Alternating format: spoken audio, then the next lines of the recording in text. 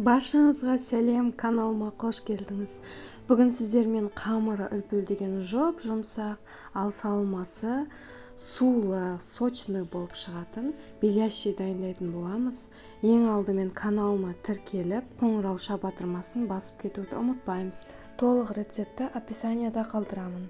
Ыдысқа қаймақ, міндетті түрде жылы су салып араластырамыз. Міндетті түрде жылы су пайдаланыңыздар.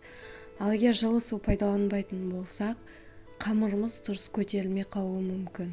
Содан соң тұз, қант, ашытқы салып, бетін осылай целлофанмен жауып 10 минутқа қалдырамыз.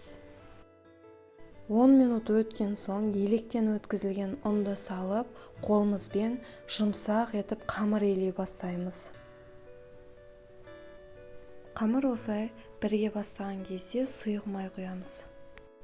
Егер қамыр қолға жабысқақ болып жатса, онда тағы да кішкене ұн қосуға болады.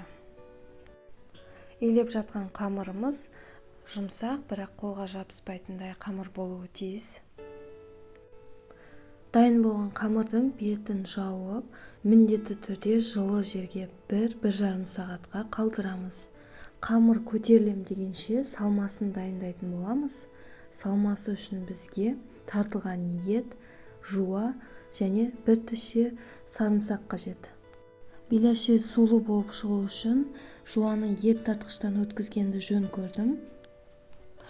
Ал сіздер қандай әдісті қолданасыздар беляши сочный болып шығу үшін, оны комментарийда бөлісе кетсеңіздер. Дәміне қарай тұз, қара бұрыш салып, барлығын жақсылап қолымызбен араластырып аламыз. Мінекей қамырымыз дайын болды. Қамыр өте жақсы көтерілген және қолға жабыспайды, өте жұмсақ болып шыққан. Тіпті қолға жабысып қалмасын деп май немесе ұнды қолданудың қажеті де жоқ. Қамырды көз мөлшерімен бірдей етіп 14 бөлікке бөліп алдым. Және дәл осы видеодағыдай етіп, дөңгелек пішіндерге келтіріп, бетін тағы да 5 минутқа жауып қоямыз. 5 минут өткен соң қамырлар осылай тағы да көтеріледі. Енді бір-бірлеп алып, жайып, ортасына салмасын салып, беляшиларымызды түйе бастаймыз.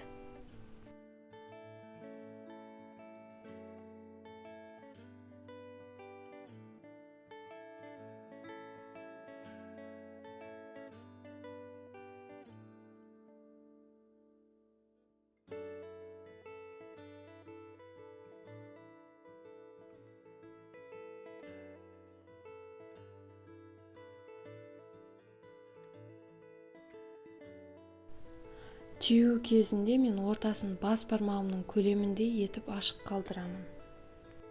Ал енді міндетті түрде қызып тұрған майға бірінші түйілген бетін салып, қызарғанша пісіріп аламыз. Содан кейін екінші бетіне ауыстырамыз. Ал егер керісінше жасайтын болсаңыздар, жуаның суы майға түсіп, май сыртқа шашырауы мүмкін.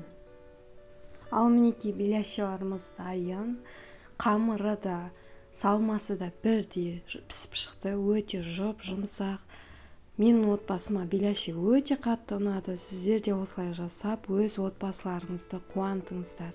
Баршаңызға ас болсын.